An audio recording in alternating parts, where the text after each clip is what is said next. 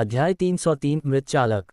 ये देखकर कि गिरी वास्तव में वापस आने के लिए मान गया, रोहित के चेहरे पर हैरानी का भाव था। इस आदमी का रुख वास्तव में बिल्कुल भी दृढ़ नहीं था, सिर्फ कुछ ही शब्दों से बहला फुसलाकर वापस आ गया। हालांकि रोहित ने अपने सामने बैठी बूढ़ी महिला की ओर देखा, उसकी आंखें अनिश्चितता से झिलमिला रही थीं। वह जानती थी कि इस बस में कुछ गड़बड़ है। गिरी को वापस लाने की बात सद्भावनापूर्ण लग रही थी। वह नहीं चाहती थी कि वह और आगे की जांच करे। सब कुछ सामान्य लगता है, कोई समस्या नहीं है। भाई, तुम पागल हो रहे हो। ड्राइवर का चक्कर काटना किसी और कारण से हो सकता है, इसे इतना बड़ा मुद्दा मत बनाओ। लेकिन गलत बस में चढ़ना कष्टप्रद है। जब हम अगले स्टेशन पर रुकेंगे, हम जल्दी उतर जाएंगे, फिर तुम्हें खुद फैसला करना होगा कि आगे क्या करना है, गिरी ने कहा। रोहित ने लापरवाही से जवाब दिया, अगर हम आसानी से उतर पाए तो अच्छा होगा। उसने अभी कोशिश की थी और अपनी क्षमताओं के साथ वह बस से बाहर नहीं निकल पाया था। इन साधारण लोगों को शायद यह एहसास नहीं हुआ था कि यह बस कितनी अजीब थी। तुम्हारा क्या मतलब है? वह लड़की जो पहले भूतों की कहानियां सुना रही थी, उसने रोहित की ओर देखा। रोहित ने कहा, हालांकि यह अविश्वसनीय लग सकता है, मुझे लगता है कि हम सभी बस में अन्य लोगों सहित दुर्भाग्यशाली रहे हैं। एक ऐसी बस में चढ़ गए हैं जिसमें हमें नहीं चढ़ना चाहिए था। ड्राइवर ने वास्तव में चक्कर काटा है या नहीं मुझे नहीं पता, लेकिन इस बस में वास्तव में कुछ बहुत गलत है और आसानी से उतरना आसान काम नहीं हो सकता है। जहां तक बस के रुकने का इंतजार करने की बात है, कौन जानता है कि इसमें कितना समय लगेगा। आखिरी स्टेशन से 20 मिनट से अधिक हो गए हैं और हमने प्रगति नहीं की है। इसके अलावा अब जब हमने शहर का क्षेत्र छोड़ दिया है तो बस स्पष्ट रूप से सड़क के किनारे यूं ही नहीं रुक सकती। बेशक तुम सोच सकते हो कि मैं पागल हो रहा हूं, तुम्हें मेरी बात पर विश्वास करने की ज़रूरत नहीं है।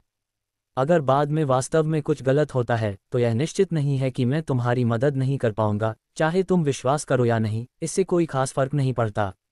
भाई, तुम सोचते हो कि यह किसी तरह की भूत की कहानी है। लोगों को डराना बंद करो, तुम मुझे डरा नहीं सकते। रोहित की बातों पर गिरी ने अविश्वास में अपने होठों को सिकोड़ा। वह भूतों में विश्वास करता था, लेकिन उसे विश्वास नहीं था कि एक कार में इतने सारे लोगों के साथ वे एक से मिलेंगे। गिरी, तुम्हें ड्राइवर से फिर से पूछना चाहिए। देखो हमें रुकने में और कितना समय लगेगा। जिस लड़की ने अभी बात की थी, वह सहज महसूस किए बिना नहीं रह सकी। मुझे लगता है कि तुम सब थोड़े पागल हो गए हो। ये बस एक गलत बस है, घबराने की क्या बात है। जो लोग नहीं जानते होंगे वे सोचेंगे कि हम एक हवाई जहाज में हैं जो दुर्घटनाग्रस्त होने वाला है। सबने बहुत अधिक भूतों की कहानियां सुनी हैं। पास का एक और युवक इसे और बर्दाश्त नहीं कर सका, ये सोचते हुए कि रोहित थोड़ा दिमागी रूप से ठीक नहीं है, शायद वह भ्रम से पीड़ित व्यक्ति है। उसकी बातों को अनदेखा करते हुए उसने तुरंत आवाज़ लगाई, ड्राइवर, तुमने गलत रास्ता ले लिया है, कृपया किनारे पर रुकें, हमें उतरना है। इस चिल्लाहट के साथ बस में कई लोगों ने अपने सिर घुमाए और एक साथ उसकी ओर देखा, लेकिन उसके बुलाने के बाद उसके सवाल का कोई जवाब नहीं आया। सामने बैठा ड्राइवर इस समय चुप रहा। ड्राइवर, उसने लगातार कुछ बार आवाज़ लगाई, लेकिन सामने के ड्राइवर ने फिर भी जवाब नहीं दिया, जैसे वह इस व्यक्ति की पूछताछ सुन ही नहीं सकता था। धत, क्या हो रहा है? ड्राइवर अब गूंगा तो नहीं हो सकता है ना?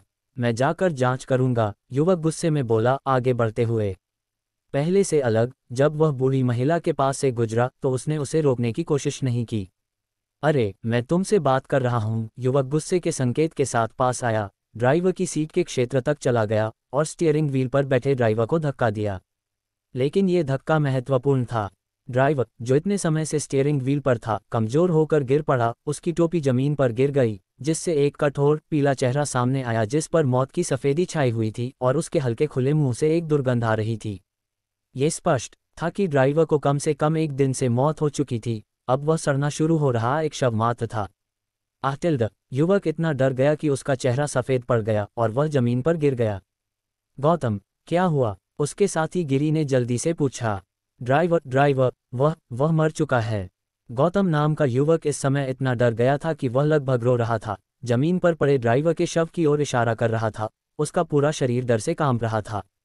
साधारण लोग मृत्यु से डरते हैं, जो बहुत सामान्य है, लेकिन जो अधिक भयावह होना चाहिए वह है मृत्यु के पीछे हो रही अजीबोगरीब घटनाएं। ड्राइवर को एक दिन से अधिक समय से मौत हो चुकी थी, तो इससे पहले बस कौन चला रहा था? यह अकल्पनीय है कि एक शव कार चला सकता है। इस क्षण, हालांकि बस के शीर्ष पर अब कोई गाड़ी नहीं चला रहा था, स्टीयरिंग व्हील सूक्ष्म रूप से घूम रहा था क्योंकि बस मोड़ ले रही थी, जैसे कोई अदृश्य व्यक्ति वाहन को नियंत्रित कर रहा हो, इस बस को एक अज्ञात गंतव्य की ओर चला रहा हो। रोहित ने बस ड्राइवर के शव पर कोई ध्यान नहीं दिया, इसके बजाय उसने ड्राइवर की सीट पर ध्यान केंद्रित किया और इस तरह का एक अजीब दृश्य देखा। अगर शीर्ष पर ड्राइवर नहीं है तो ये हो सकता है एक भूत, या बल्कि यह एक भूत गाड़ी नहीं चला रहा है, पूरी बस ही एक भूत है, या वाहन को नियंत्रित करने वाला भूत। ड्राइवर वास्तव में शीर्ष पर नहीं बैठा है, लेकिन उसने खुद को एक व्यक्ति के रूप में प्रच्छन्न कर लिया है और सभी यात्रियों के साथ घुल मिल गया है। उसकी आंखें सिकुड़ गईं और जानकारी की इस छोटी मात्रा के साथ उसने तुरंत 3 संभावनाओं की कल्पना की। पहली संभावना सबसे कम संभावित थी, दूसरी और तीसरी सबसे अधिक। हालांकि पिछले प्रयासों के बाद रोहित का दिल दूसरी संभावना की ओर झुक रहा था, बस ही एक भूत थी। ये भी समझाएगा कि वह बस से क्यों नहीं उतर सका, जब तक वह स्वेच्छा से नहीं रुकती और अपने दरवाजे नहीं खोलती। लेकिन जब रोहित को लगा कि कुछ गड़बड़ है तो उसे बस के रुकने और अपने दरवाजे खोलने का इंतजार करने का मौका नहीं मिला, और बस में ड्राइवर के शव को देखने मात्र से लोगों के बीच सीधे दहशत फैल गई।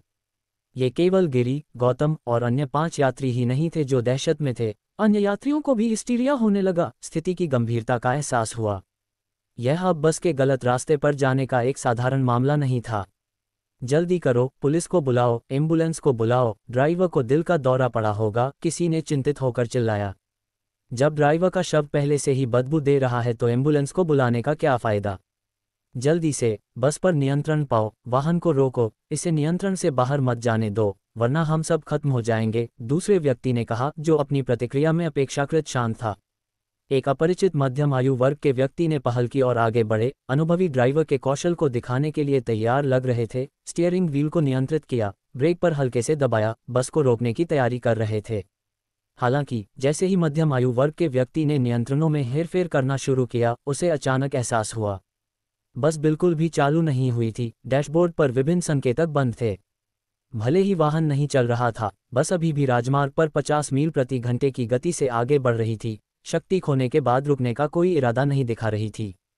कुछ प्रयासों के बाद गाड़ी चलाने की कोशिश कर रहे मध्यम आयु वर्ग के व्यक्ति ने पाया कि ब्रेक और स्टीयरिंग व्हील गैर प्रतिक्रियाशील थे। पूरा वाहन पूरी तरह से नियंत्रण से बाहर था। ये कैसे हो सकता है? वह मौके पर ही हैरान रह गया। उसने अपने जीवन में कभी ऐसी अजीब घटना का सामना नहीं किया था। अध्याय 304 कार में यात्री। जैसे ही बस ड्राइवर का शव जमीन पर गिरा, पूरी बस अनियंत्रित हो गई और तभी यात्रियों को स्थिति की गंभीरता का एहसास हुआ। ऐसा लगा कि यह अब केवल ड्राइवर द्वारा अपने आप चक्कर काटने का सरल मामला नहीं था, क्योंकि यह बस वास्तव में अजीब थी। हालांकि वाहन का इंजन नहीं चल रहा था, यह अभी भी सड़क पर अजीब तरह से चल रही थी और धीमी होने का कोई संकेत नहीं था। एक बार जब सभी ने स्थिति को समझा तो तुरंत दहशत फैल गई। कुछ लोग मदद के लिए जोर जोर से फोन कर रहे थे, कुछ खिड़कियां खोलने की कोशिश कर रहे थे कि क्या वे कूदकर बाहर निकल सकते हैं, जबकि कुछ डर से पत्थर बन गए थे। जिन्होंने फ़ोन किया वे संपर्क कर पाए और उन्हें बताया गया कि मदद रास्ते में है। लेकिन इन परिस्थितियों में न केवल यह संभावना नहीं थी कि वे समय पर पहुंचेंगे, बल्कि वे शायद बचाव देखने के लिए जीवित भी नहीं रह पाएंगे। यह एक प्रेतवाधित और रहस्यमय बस थी। ललित, एक स्थानीय भूत नियंत्रक जो पहले इस बस में था, वह इस पर गायब हो गया था, जिसका मतलब रोहित के लिए बहुत स्पष्ट था। इस बस में कुछ बेहद भयानक होने वाला था। बस यही था कि फिलहाल तत्काल और अजीब घटनाएं अभी तक नहीं हुई थीं। धत, खिड़कियां नहीं खुलेंगी, वे सब सील बंद हैं, दरवाजा भी नहीं हिलेगा। इस बस में कोई समस्या है। ये वास्तव में प्रेतवाधित नहीं हो सकती है ना? मैंने पहले ही पुलिस को इसकी सूचना दे दी है। वे कहते हैं कि वे हमें बचाने के लिए तैयार हैं, हमें इंतजार करने के लिए कहा है। सभी यात्री खुद को बचाने के तरीके खोजने लगे, लेकिन परिणाम बहुत अच्छे नहीं थे। फ़ोन के माध्यम से बाहर की दुनिया से संपर्क करने में सक्षम होने के अलावा इस बस में अन्य सभी साधन विफल हो गए थे।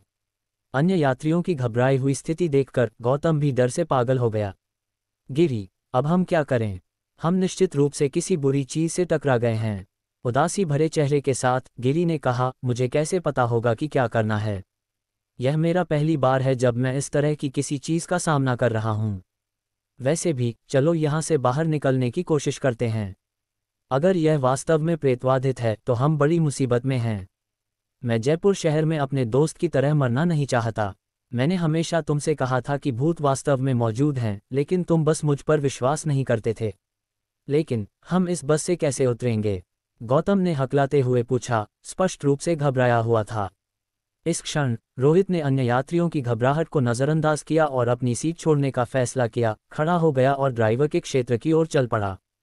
पहले ही पुष्टि हो चुकी थी कि जब गौतम ने ड्राइवर के शव को धक्का दिया तो कुछ भी नहीं हुआ, जिसका मतलब था कि इस कार्रवाई ने कुछ वर्जित को नहीं छुआ और फिलहाल के लिए केबिन के चारों ओर घूमना सुरक्षित था।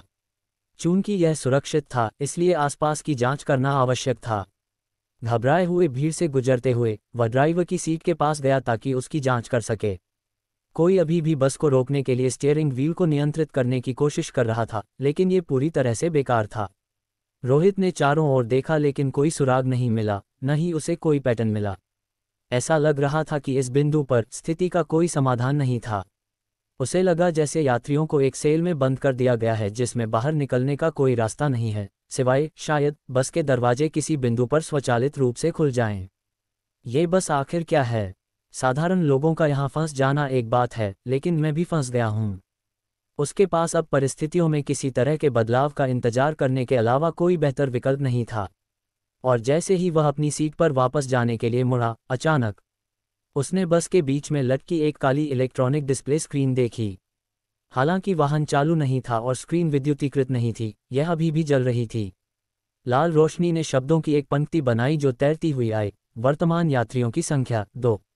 यात्री संख्या 2। रोहित एक पल के लिए रुका, फिर बस में 20 से अधिक लोगों को स्कैन किया। वह चाहे जैसे भी देखे, ऐसा नहीं लगता था कि केवल 2 ही यात्री थे। क्या वे अंत में एक शून्य जोड़ना भूल गए थे? शायद ये यात्री संख्या 2 लोगों को संदर्भित नहीं करता है। किसी कारण से यह विचार अचानक उसके दिमाग में आया। अगर डिस्प्ले पर संख्या लोगों की संख्या को संदर्भित नहीं करती थी, तो ये बहुत संभावना है कि यह बस में भूतों की संख्या को संदर्भित कर रही थी। प्रकाश ने यात्रियों को प्रदर्शित किया, लेकिन इन यात्रियों को गिनने के लिए जीवित होना आवश्यक नहीं था, शायद मृत भी शामिल थे। इस विचार पर रोहित को सिहरन महसूस हुई। क्या 20 से अधिक यात्रियों के बीच 2 भूत घुल मिल रहे थे? नहीं, यह नहीं था कि भूत यात्रियों के बीच घुल मिल रहे थे, बल्कि 20 यात्री भूतों के बीच भटक गए थे।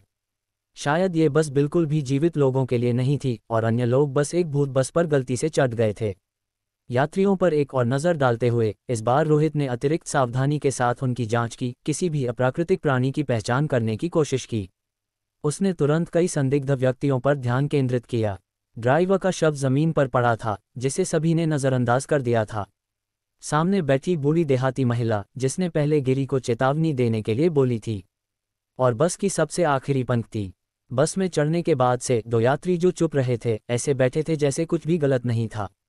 उनमें से एक ने ट्रेंच कोट पहना हुआ था, हाथ बांधे हुए और सिर झुका हुआ था, पहचानने योग्य नहीं था। दूर दाईं ओर बैठा था। दूसरे ने डिगबिल्ट कैप और एक लंबी बाजू की शर्ट पहनी हुई थी, उसका सिर भी झुका हुआ था, खिड़की से टिका हुआ था।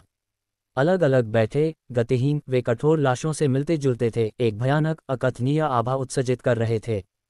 क्या बस में 2 यात्री उन्हें संदर्भित कर सकते हैं? रोहित खुद को ऐसी अटकलें लगाने से नहीं रोक सका। अगर, जैसा कि उसने अनुमान लगाया, वे 2 यात्री भूत थे, तो ये 2 लोग बहुत संभावना है कि वे थे। वह पूरी तरह से निश्चित नहीं था। इसके अलावा, भले ही वह भूतों की पहचान के बारे में निश्चित होता, रोहित को नहीं पता था कि यह किसी काम का होगा, यह उससे असंबंधित लग रहा था। भले ही बस में 2 भूत थे, जब तक कि वे खुद से लोगों को मारना शुरू नहीं करते थे, प्रभाव न्यूनतम था। असली चिंता ये थी कि बस से उतरने और इस जगह को छोड़ने का रास्ता कैसे खोजा जाए। रोहित का यहाँ अनिश्चित काल तक फंसे रहने का कोई इरादा नहीं था। यह अब सामान्य घटना पहले वाली घटनाओं से पूरी तरह से अलग है, एक अलग तरह की है। पिछली घटनाओं में, जैसे कि भूखमरी भूत की घटना, आपको केवल भयंकर आत्माओं से निपटना पड़ता था, और जब तक आप उन्हें नियंत्रित कर सकते थे, घटना समाप्त हो जाती थी। लेकिन इस मामले में आपको किसी भी भयंकर आत्माओं का सामना करने की ज़रूरत नहीं है, बस ये सोचने की ज़रूरत है कि कैसे छोड़ा जाए, उसने सोचा। उसका सिर दुखने लगा। अगर पहले यह एक बॉस से लड़ने के खेल जैसा था, तो अब यह रूम एस्केप के खेल जैसा हो गया था। खतरा कम तीव्र था, लेकिन कठिनाई बढ़ गई थी। चीज़ों को अच्छी तरह से सोचना कभी मेरी विशेषता नहीं रही है, यह अरूप गुप्ता का विशेषज्ञता का क्षेत्र है। मैं सीधे टकराव में बेहतर हूँ, भयंकर आत्माओं के संपर्क के माध्यम से समाधान ढूंढता हूँ, न कि यहाँ बैठकर ज़्यादा सोचने से। रोहित ने अंदर ही अंदर शक्तिहीनता के भाव से आह भरी। उसकी कटौती की क्षमता सीमित थी, कुछ भी नहीं हो रहा था, हवा से किसी भी चीज़ का अनुमान लगाना कठिन था। वह अपनी सीट पर वापस बैठ गया। उसी क्षण उसे अपने फ़ोन में कंपन महसूस हुआ। जांच करने पर रोहित ने केसवक बयूरो के जमाल से एक टेक्स्ट देखा। उसने इसे देखा, पुष्टि की कि पहले की लिखावट का विश्लेषण किया गया था, फिर इसे बंद कर दिया। अब घोस्ट कैबिनेट से विचलित होने का समय नहीं था, उसे हाथ में मौजूदा स्थिति से निपटने का एक तरीका खोजना था। बस के अंदर की दहशत जारी रही और धीरे धीरे एक अकथनीय डर में बदल गई थी। अधिक लोगों ने विश्वास करना शुरू कर दिया था कि वे बुरी आत्माओं से टकरा गए हैं, कि बस में कुछ गड़बड़ है। भाई, तुमने इस बस में कुछ गड़बड़ होने पर इतनी जल्दी ध्यान दिया, तुम्हारे पास अब यहाँ से निकलने का कोई रास्ता जरूर होगा, गिरी ने पहले की घबराहट से कुछ शांति पाने के बाद कहा और रोहित को देखा, जिसने उसे चेतावनी दी थी। भले ही वे एक दूसरे को नहीं जानते थे, उसे लगा कि यह व्यक्ति उससे ज्यादा जानता है। रोहित ने कहा, क्या मैंने पहले उल्लेख नहीं किया था? मेरे शांत व्यवहार से मूर्ख मत बनो, मैं वास्तव में घबरा रहा हूँ, और अगर मेरे पास कोई रास्ता होता तो मैं यहाँ नहीं बैठा होता। मैं तुमसे भी ज्यादा छोड़ना चाहता हूँ। उसने सिर हिलाया, ये दर्शाता हुआ कि वह कोई अच्छी योजना नहीं सोच सकता था। हम केवल इंतजार करना जारी रख सकते हैं, बस के अपने आप रुकने का इंतजार कर सकते हैं, क्योंकि अभी बाहर निकलने का कोई और रास्ता नहीं लगता है, उसने आगे कहा। नहीं, ऐसा नहीं हो सकता। क्या इसका मतलब यह नहीं है कि हम बड़े खतरे में हैं? कौन जानता है कि हमें इस शापित जगह पर कब तक रहना होगा, गिरी ने जवाब दिया। रोहित ने जवाब दिया, क्या तुम वह नहीं थे जिसने कहा था कि 20 साल से अधिक समय तक अकेले रहने का मतलब है कि तुम किसी भी भूत से नहीं डरते? और अब तुम बस में चढ़ने से डर रहे हो? मैं तब सिर्फ शेख ही बघार रहा था, उसे कैसे गिना जा सकता है? गिरी ने कहा। हालांकि जब दोनों बात कर रहे थे तो अजीब बस, जो आधे घंटे से अधिक समय से नहीं रुकी थी, अचानक धीमी होने लगी और धीरे धीरे सड़क के किनारे रुक गई। ऐसा लगा जैसे बस रुकने वाली है। रोहित की अभिव्यक्ति तुरंत सख्त हो गई। उसने गिरी के साथ बेकार की बातचीत बंद कर दी और उतरने के लिए तैयार हो गया। अगर दरवाजा खुला और कुछ भी अप्रत्याशित नहीं हुआ, तो उसका घोस्ट डोमेन बाहर तक फैलने में सक्षम होगा, जिससे वह बस से सुरक्षित रूप से निकल सकेगा।